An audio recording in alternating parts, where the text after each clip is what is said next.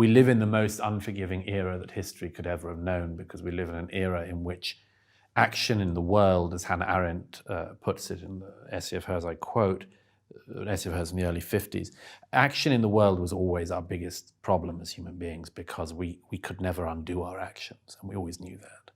It's one of the main catastrophes of being a human. Yes. We don't know how our words will reverberate. We don't know how our actions will reverberate, and we can never undo them. Never.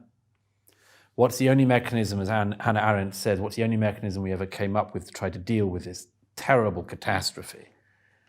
It's forgiveness, or something like forgiveness. It's a mechanism to try to undo the undoable thing. Yeah. Now, nobody in our societies today spends any time thinking about forgiveness at the moment in history when acting in the world has never been more precarious, where a young person can tweet and destroy their lives like that. Yeah. Where they a modern burning of the state. And it can happen to cancel anyone someone, all the they time. take their life. Yeah. It can post the wrong photo on Facebook. I give examples in the book. Terrible, pitiful examples of, and I that's why I sort of resent the looking to millennials and after as being snowflakes, or, I said they've got a very good reason to be worried and to be tiptoeing like never before. Yeah. Because say the wrong thing, which everyone's only agreed is the wrong thing 24 hours ago, and you're toast, you're over. You may not ever get a job. You're online forever.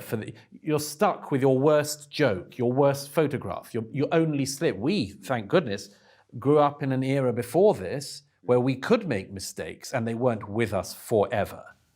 So there's two aspects to that, really. There's forgiveness and forgetting. And Rabbi Jonathan Sachs observed that with the abandonment of the main source of the concept of forgiveness and our insistence that we practice it to the best of our ability and that we look to it for relief when we know we've done the wrong thing in our society, the Judeo-Christian influence, with its loss, its washing out. I said to him, well, what happens when that's gone? He said, well, you have to hope that people will forget, but the age of social media makes that impossible, so you have neither forgiveness nor the capacity to forget. Pretty devastating for young people. It's a devastating situation, and I'm very sympathetic to young people growing up in it, and they need a lot of help and advice and care and love, I think, to try to get through this. And the adults have a disproportionate duty to help them. I mean, they always did, but they especially now. So the adults should be careful about joining in the retributive era. Here's the other thing, a bigger point, if I may, which is we don't know exactly what we're doing. Maybe we never did, but it's worth trying to think of answers. Your answer, and the answer of a lot of people, is we knew what we were doing till not long ago.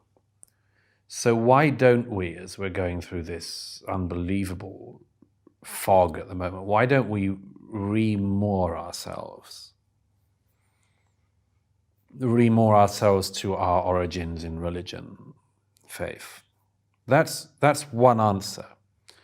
And by the way, it's so striking that answer is not given by the churches themselves.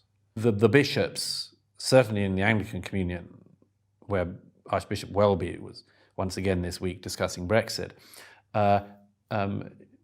in a society where the archbishops talk about Brexit an awful lot and not very much about the resurrection, the church turns out to be one of the last places you'd go for Christianity.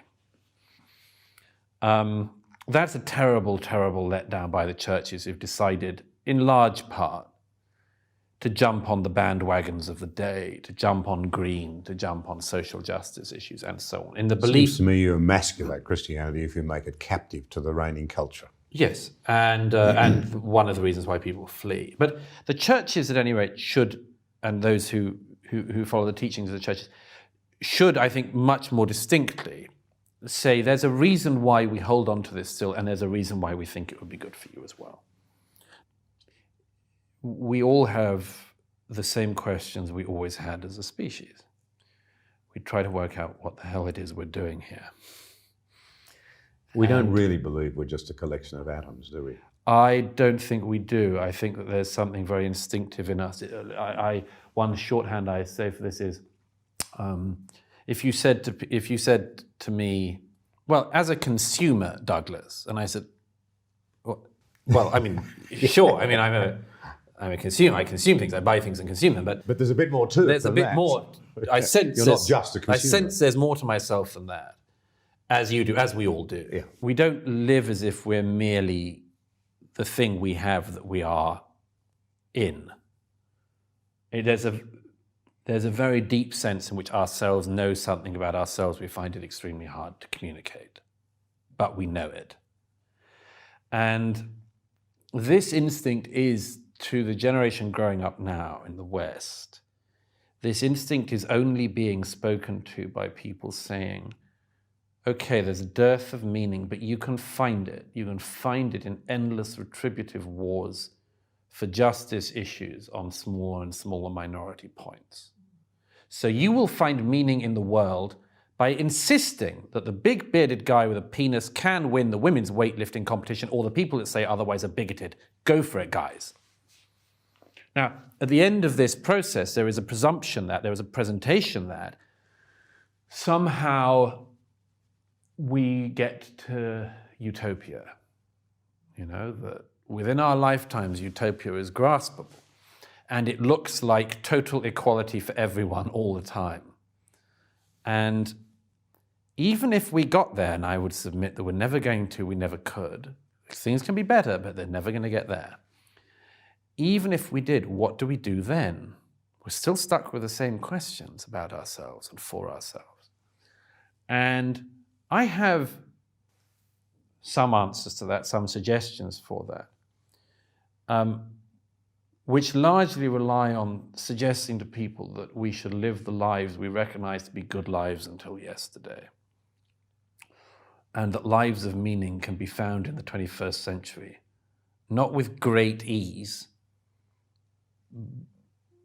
with significant challenge, with an awful lot of work, a lot of commitment, but they can be achieved, and that deep meaning can still be found.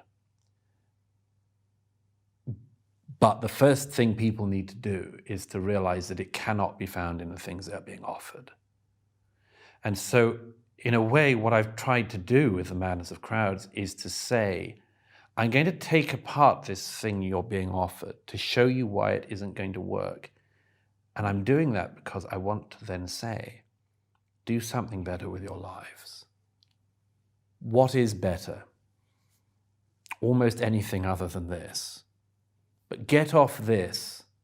Get off this fast. Don't waste a minute more of your life on this, on working out where you are in a hierarchy, on working out when you have a right to speak or think, or how privileged you are, or how privileged you are compared to the person beside you, or the person to your left or your right or in front of you, and where you're allowed to speak and where you're allowed to think in this world. Don't spend a minute longer doing this game, this unwinnable, horrible game. Because we live in an era in history where we could do so much. We have access to information that we never dreamt of when we were growing up.